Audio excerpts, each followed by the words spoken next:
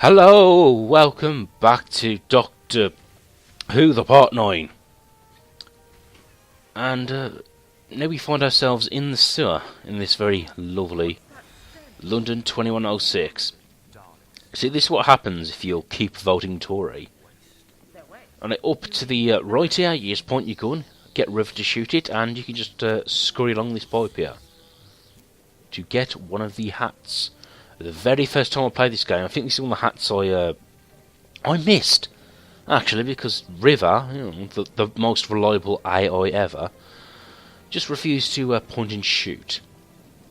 Very typical. Oh, and apparently the Daleks shit green. Yeah, I suppose they must live on a diet of lima beans, limeade, and I can't think of a famous green food. Spinach? An all-green diet. Ugh, they even shit toxic waste. How nasty are the Daleks?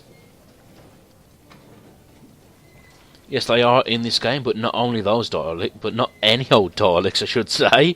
The special so-called Skittle Daleks, or the Power Rangers Daleks. We'll get to them in a bit. And, ooh, I might surprise you with what I have to say.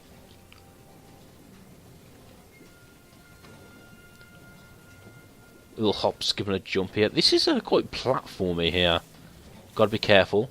And I got burnt by the toxic waste.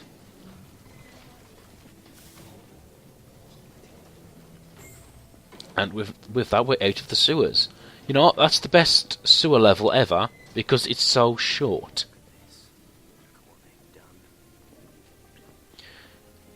You maniacs! What have you done? Oh, here they are. You know, you would be sort of intimidating if you didn't look like you were made out of plastic. There's a blue Ranger Dalek. Oh, now we'll see his cronies of red Ranger Daleks.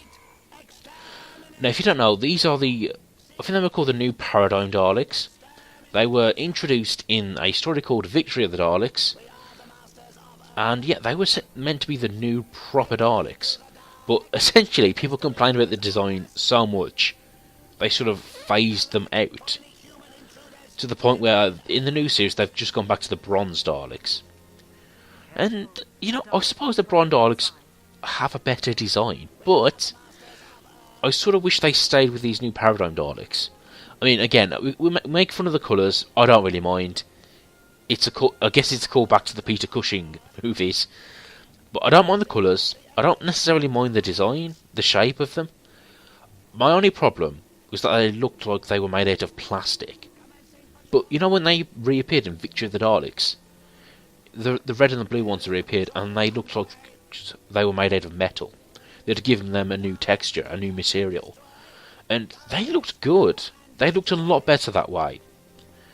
And I say that because it's a shame these kind of Daleks were kicked off. They were thrown out quicker than Adric.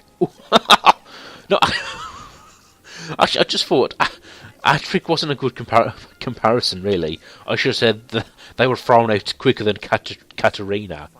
But that's a bit dark. Anyway, now we're playing with perspectives as we go around a 2D plane across this square here. But, you know, my point is, they had plans for these Daleks. You know, the bumpy things on their backsides. They were intended to have gadgets on. That's what I've heard. I'm not sure what they would have been, like a giant cannon, or a jetpack, or a minefield. Yeah, but my point is, they could have had like special attachments. They could have been really special Daleks. And particularly because I really do like the Bronze Daleks we had, but they had their time. You know, we regenerate everything else about the show. Let's have a new brand of Daleks. But no, the fans sort of complained, which is understandable. But really, they should have just stuck to their guns. Really, you know, I complain about the new series giving me bad ideas, having their War Doctor, wasting the regeneration cycle, giving the Doctor a bloody wife. Ugh. Betrayal. Now that's a bit far, but I'm just saying they stuck to all those different ideas they introduced, but you didn't stick with these Daleks. Yeah, they should have stuck with them. I would have liked to have seen where these particular Daleks would have went.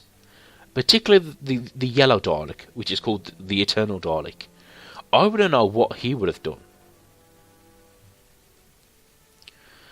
And I think as a result, the Daleks have suffered a bit, quite a lot actually, just because they seem to be reinvented too many times, like they're undecisive. Like they introduced that new Paradigm Daleks we just saw, and then they sort of got rid of it in Asylum of the Daleks. Oh, and they also established the Daleks have forgotten about the Doctor. But then in Time of the Doctor, they restored the Daleks' memories. And now, last time we saw the Daleks, there's no Paradigm Daleks at all. So essentially, it's been a case of they reinvent the Daleks. Now they've reinvented them back. It's bloody terrible. And another thing about the Daleks, which you might not have realised, but the Doctor Who doesn't quite own the rights to the Daleks. I know it's weird. They're owned by the estate of Terry Nation, who invented them back in the 60s. So Doctor Who has to essentially rent the licence to use the Daleks. And I think it's a case of they paid a certain money to have them in the new series, but they have to have the Daleks appear at least once per series, otherwise they lose the rights. And of course the estate of Terry Nation, considering how popular Doctor Who is now, they could ask for a huge amount of money. They could really squeeze Doctor Who dry, because obviously you can't have Doctor Who without the Daleks. It's like fish without chips.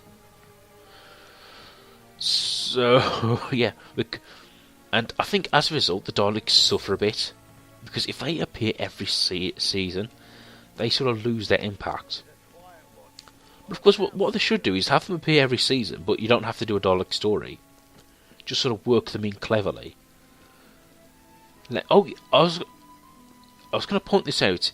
In Waters of Mars, a 10th Doctor story, they actually have a Dalek appearance there. And I point this out as a good example, because one, it's a good use of the Dalek appearance, and second of all, you sort of forget about it.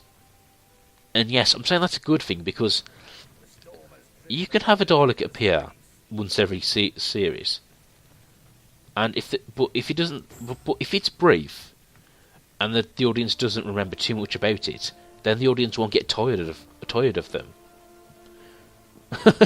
Invisible. You see that? The Doctor was walking on mid-air there. That's a very that's a lesser known Time Lord power there. But yes, I'm just going on about the Daleks, and this might surprise you, but I'm not. I like the Daleks well enough. They've come with good stories here and there, but I don't get hugely excited about them. That's probably because they've been so used throughout the entire series.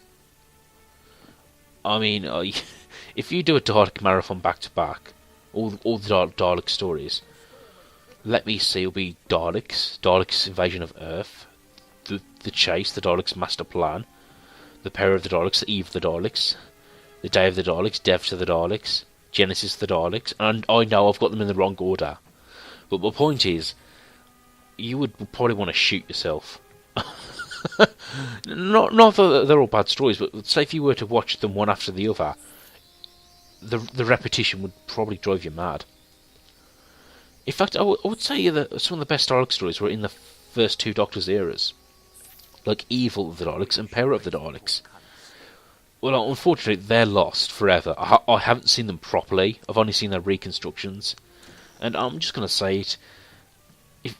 If you can't watch a story, a TV story as it was, it doesn't feel quite as good.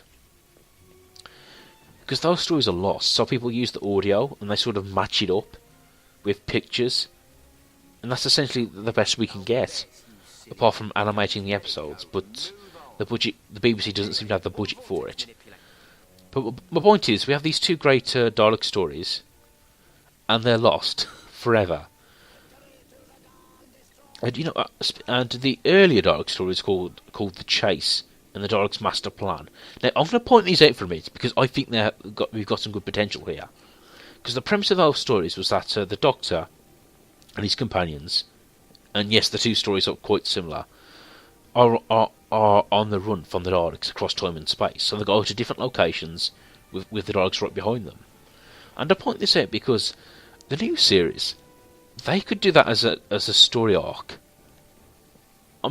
They should do that. Anyway, this section here, we've got to avoid the Blue Dalek, who's the strategist Dalek. And that is another thing I do actually like about the Paradigm Daleks. I like the fact they have these different colours and the different classes, different roles. Of course, the drones are the red Daleks, the red shirt, which is quite apt. The blue Dalek there's the strategist. The white one is the Dalek Supreme. He's the leader. We'll see him later. There's an orange one, which is called the Scientist Dalek. And of course the yellow one, which is the Eternal Dalek. Of course they have their distinct purposes, apart from the Eternal Dalek, who was clearly planned for something, but he didn't pan out. Alright, this section here can be quite annoying, because we have three Daleks that sort of overlap each other.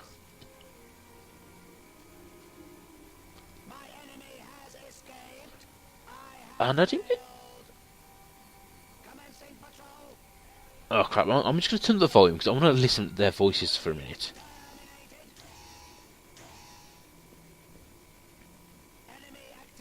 Yeah, I just wanted to check their voices. And yes, they have different voices. It's clearly not voiced by Terry Nation. If you don't know, obviously, he does the voice of the Daleks in the new series.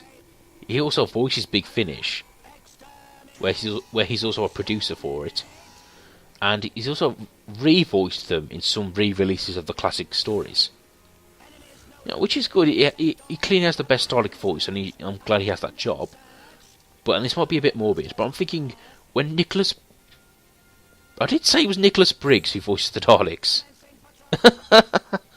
Look, the blue Dalek is twerking.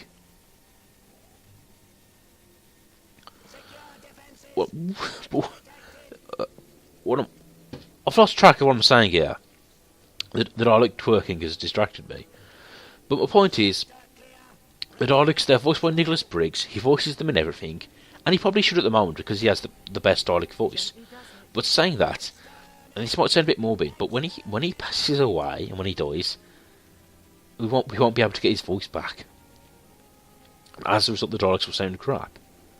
And of course, and also Nicholas Briggs voices the Cybermen, and yeah, he has a great Dalek voice.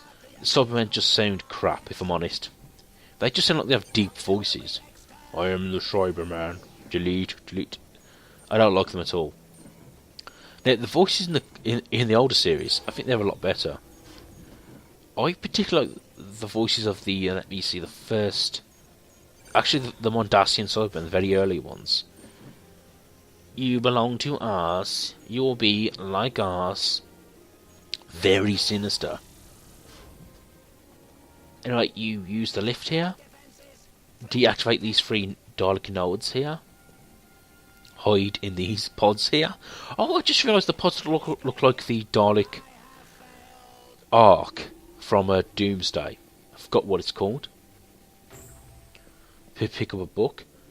Now, at the top level, there is an alarm system, which I didn't bother activating because if you activate it, the Dalek will come to that alarm system, and you can use it to sort of keep the blue strategist Dalek up there. That you go down here, but I've just winged it.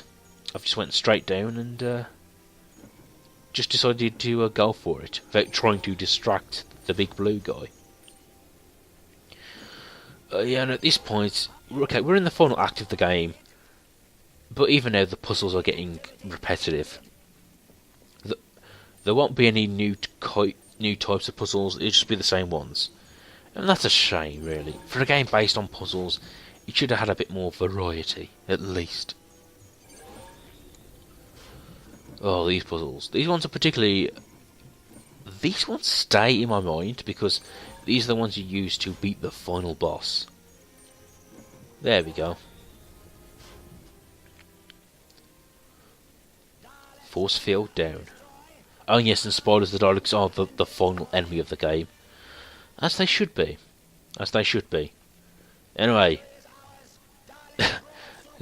Doctor Who might be fantastic, but I definitely wasn't. Please join me in the next part.